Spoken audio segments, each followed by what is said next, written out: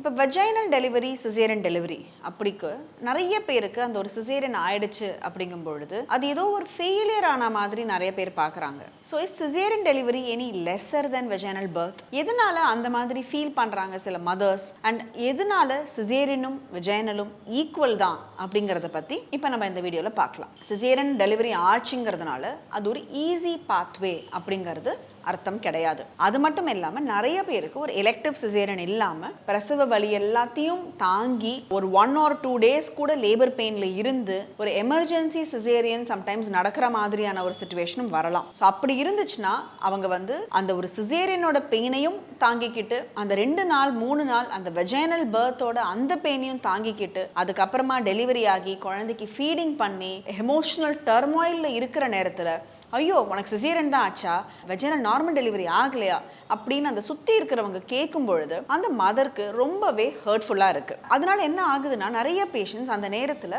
ஒரு postmortem depression மாதிரியான ஒரு சிச்சுவேஷன் போயிடுறாங்க. ஸோ ஒரு வெஜைனல் பர்த்தோ சிசேரியன் பர்த்தோ ரெண்டுமே ஈக்குவலாக அந்த மதர் கோ த்ரூ பண்ணுற அந்த ஒரு பெயினுங்கிறத நம்ம முதல்ல புரிஞ்சுக்கணும். அண்ட் சிசேரியன் இருந்ததுன்னா வெஜைனலுக்காவது நம்ம இமீடியட்டாக எழுந்து நம்மளால நடந்து நம்மளால எல்லாமே செய்ய முடியும். அந்த ஒரு சிசேரியன் ஆன மதரை பார்த்தீங்கன்னா குழந்தைய கூட அவங்களால லிஃப்ட் பண்ணி ஃபீட் பண்ணுறதுக்கு it will take 1 or 2 days for them. So பெயினுங்கிறதும் ரொம்ப கூடுதலாக தான் இருக்கும். ஸோ என்ன மாதிரி பர்த் அப்படிங்கிறத பற்றி யோசிக்காம ஹாப்பியான ஒரு டெலிவரியா இருக்காங்கிறத மாத்திரம் நீங்க கான்சென்ட்ரேட் பண்ணி ஒரு ஹெல்தி பேபியோட வீட்டுக்கு போறத பத்தி யோசிங்க.